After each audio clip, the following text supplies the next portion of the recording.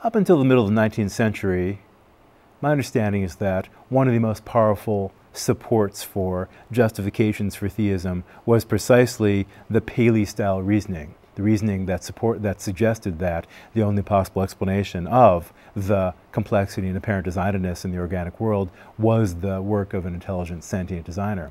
And one of the reasons I suspect that Darwin's theory, the theory of evolution through natural selection, was so shocking and earth-shaking as scientific theories go was in part because it did challenge many of the justifications people had for their theism.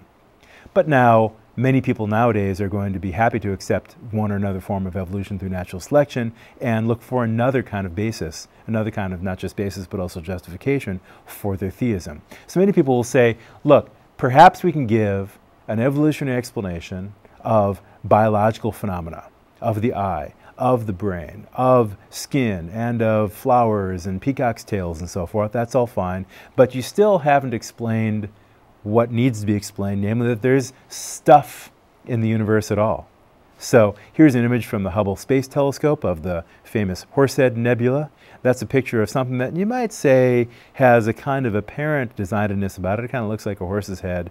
But you might also say perhaps that's just kind of a chance phenomenon, and we shouldn't be too impressed with that. And yet still, the fact that there are nebulae at all, and stars, and a gravitational constant and things of that kind suggests that, well, there's something as opposed to nothing at all. Does that not call out for an explanation? The very fact there's anything at all, you might say, requires some kind of basis, some kind of account. And now we move on to what's known as the cosmological argument, which precisely tries to show that the very fact that there is some kind of entities in existence itself is enough to prove the existence of a greatest conceivable being. So the essential idea of the cosmological argument now is the only possible explanation of the very fact that something exists at all. Forget about whether it's organic or not. The only possible explanation of the very fact that something exists at all is the action of a greatest conceivable being, or if not that, then at least something very G, that is very great. This line of reasoning is most famously associated with St. Thomas Aquinas, whose dates were 1225 to 1274. He's usually just called Thomas by those who follow him, and those who follow him are often called Thomists. He's thought by many to have been the Catholic Church's greatest theologian. That's saying a lot. And he's also a leading figure in a tradition known as natural law. Many jurists, legal scholars, ethicists, political philosophers are very influenced by the tradition going back to Thomas Aquinas in thinking about the role of government, the role of individuals in society, and so on. Many later philosophers, much later philosophy defined itself in reaction to one or another aspect of Thomism. And he's famous for what's now known as the 5 ways. He held that there are 5 different ways of proving the existence of a GCB. One such way he formulates as follows. Whatever is moved must be moved by something else, by another. If that by which it is moved be itself moved, then this also must be moved by another thing, and that by another thing, and so on.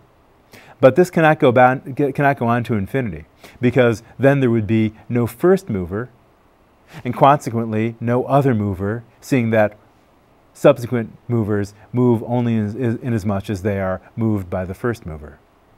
So Aquinas is assuming that there can be no first mover, and on that assumption, there has to be a first mover, and on that assumption, he's assuming that that's what's necessary to explain all the other things that happen. And by mover, he means essentially any event, anything that occurs, the dropping of a baseball, the blowing of a little bit of wind, the eruption of a volcano, doesn't matter. Any event that happens in the physical world counts as a series, an element of the series of events or causes in a chain of motions.